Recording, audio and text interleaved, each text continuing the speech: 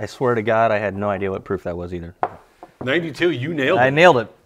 But oh my God, you nailed it. It drinks hotter than that, though. It does, doesn't it? So if I would have, my last sip, if you would ask me that same question after my last sip, I would have gone closer to 100. Yep.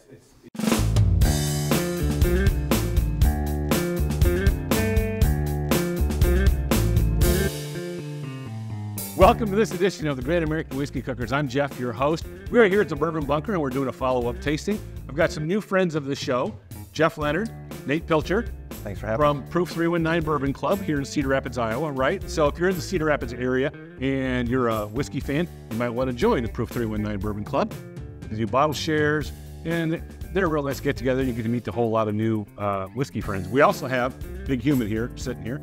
So we are going to try 45th Parallel, and I'm putting a whiskey in front of these guys that they've never had. Have you ever had 45th Parallel? I have not. So brand new to you guys. Yep. You've had 45th. I've had one version. But you've never had this one. Yeah. I know that you've never had this one because I know which one you had because I gave it to you. Actually, you gave me two. There's two versions that you gave me, and I went and got them right away. Yeah. Well, and we found out that it is available in Iowa. right. It is available in Iowa. Yes. Now, they're back in Iowa. That's a dark color. Yeah, it is. Thank you. So, 45th Parallel, they're out of New Richmond, Wisconsin. They sit right on the border of Wisconsin and Minnesota. Really cool place. They also do some they're making whiskey. They're doing some contract distilling for some other places. They're making quite a bit. They started out just like a lot, making vodka and gin, and they're now making just a ton of whiskey, all sorts of whiskey. And they've got a number of different expressions. So what are you guys getting on the nose? Let's go through this, and then I'll tell you what we're drinking. I'm getting a almost a floral type smell. Okay. Nice. There's floral on the front side. There's a little bit of a sweetness, vanilla. And then if you go back a little bit further, when you first hit it, there was that cocoa that I like. It was still there. Still there? It's still there. Nate, what are you getting? Honestly, not a lot. Vanilla. So the nose is really, it's not really there for you. It's not real pronounced, is what you're saying. And I'm not, probably not the best noser that there is. There's some smoky oak flavor or smoke and woody. Thad's getting everything out of this. I don't know if it's mentally because of the fact that I've had it and I've loved it so much. Whether I put that in there for my mental notes. Of course, it could be the pulled pork that I have sitting out on the smoker already. I'd say that rot. That could be coloring it a little bit. No, it just... What are you getting? Cherry. Cherry? Cherry. Okay. I finally got some cherry out of it. Really? Yeah. You don't normally get cherry? That's one of the few flavors I can pick up. It just took me a long time to get it out of this. Okay. Yeah, it goes in there, and if you have those, like we talked about last time, as far as those really good chocolate-covered cherries that are available at Christmas time. Now that's right. Now that I got cherry, I can't not smell it. It's really. It's so when you say the chocolate-covered cherry, are you talking about like the cream? Yeah. Around the cherry? Yes. Yep. That's what you're hitting? Oh yeah, all of it. Yeah. Cream and yes. Because it's funny how it's every time you come back to it, it's slowly developing later on. It's nice and dark. Oh yeah. I don't know if you can see that on the camera. Kirk, help me out here. Got a nice dark color to it. You can just nose this all day long and keep going. Okay. It just Jeff, what are you thinking? I am getting some cherry on the smell. Okay. I don't know if it's a mental thing since he's talking saying about it, but right. I do now smell that. Okay. What are you getting on the palate and the back palate and the finish? What are you thinking? I better take a second sip. I think you should. It has a nice mouthfeel to me. Front of the tongue.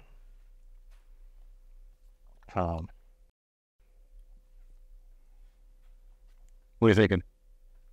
I don't want to influence them now. I'll let them talk, and then I'll tell you what I think. All right. I wouldn't say it's oily. It's well-rounded, pleasant. The more times that I sample it, I'm getting more of a wood, more of an oak flavor out of it. Okay, so that oakiness is coming through? Get a little more pronounced. All right.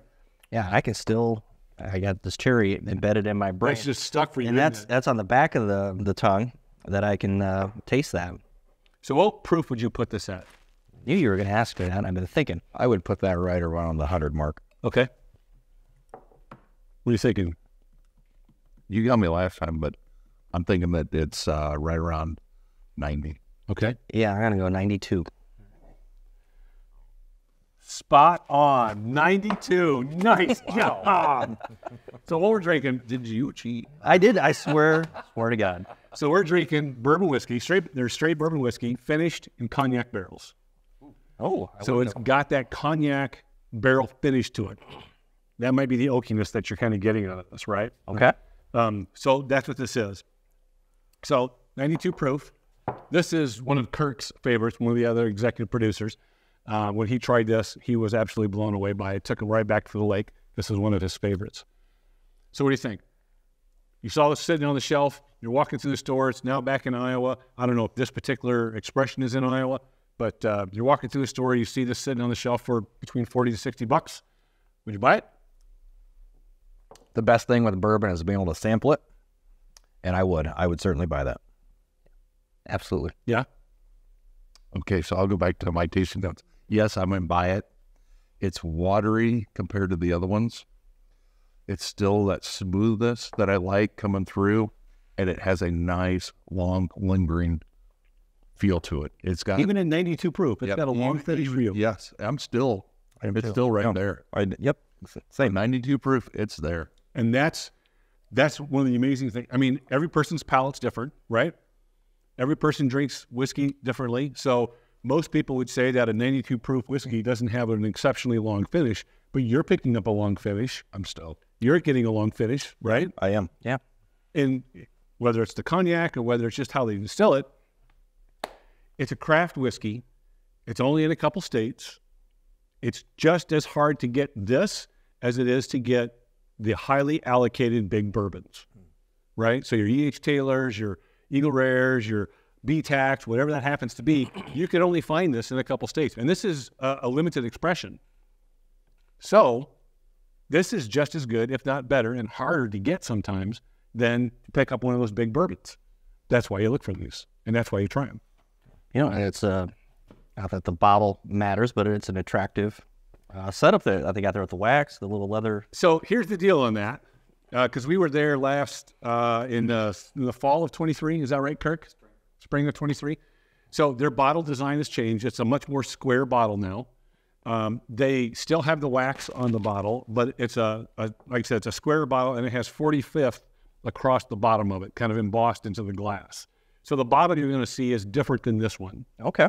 All right. So if you're looking for it, that's really what you want to look for. We'll try and pull an image and put it up on the screen as I'm talking about it, so that you have an idea what I'm looking for. But this is an old design. Don't forget about the leather as far as the date code on it. Yep, the date code. That's when it was barreled. This one is barreled in 2015, so that's when it went into the barrel.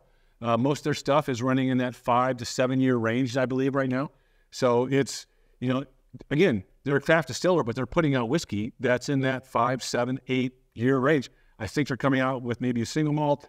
They have a red Fife wheat whiskey, which is phenomenal. They do single barrels as well. It's worth checking out, and it's a great place to visit. And if you do visit it, get the pizza. Trust me, get the pizza. That's going to do it for us here at the Great American Whiskey Cookers. I'm Jeff. Check us out on the socials. Like us. You never know. You might get invited out here just like these guys to do some sampling and try some whiskeys that you've never had. Until next time, can't be good. Be good at it. See ya. Thank you.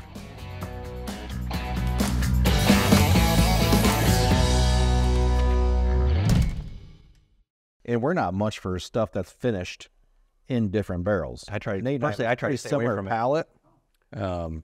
because it's a whole nother rabbit hole to go down. It is. What caused that to happen? For that reason, once you go down that road, It's a whole same reason I haven't got into Scotch, and I've never really found a Scotch that I've cared for. Right.